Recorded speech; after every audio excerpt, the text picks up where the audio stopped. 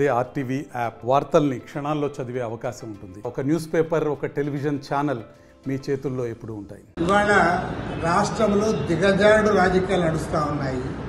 సాక్షాత్తు కాంగ్రెస్ పార్టీ రాష్ట్ర అధ్యక్షురాలు షర్మిల గారి పైన ఆమెను విమర్శించడం కాదు, దిగజారుడు పద్ధతులు, ఉచ్చరించడానికి వీల్లేని పద్ధతుల్లో ఆమె మీద పోస్టర్లు వేయడం, అదేవిధంగా సోషల్ మీడియాలో దిగజారుడు ప్రచారం చేయడం, వ్యక్తిగతంగా దూషణ చేయడం, చివరికి వారి కుటుంబాన్ని, ఆమె క్యారెక్టర్ను కూడా కించపరిచే పద్ధతుల్లో వైఎస్ఆర్ కాంగ్రెస్ పార్టీ వారు ఈ రకంగా ప్రచారం చేయడాన్ని తీవ్రంగా ఖండిస్తూ ఉన్నాము. ఇవాళ రాజకీయాల్లో విమర్శలు ఉండాలి, ఖచ్చితంగా ఉండాలని కోరుతా ఉన్నాం.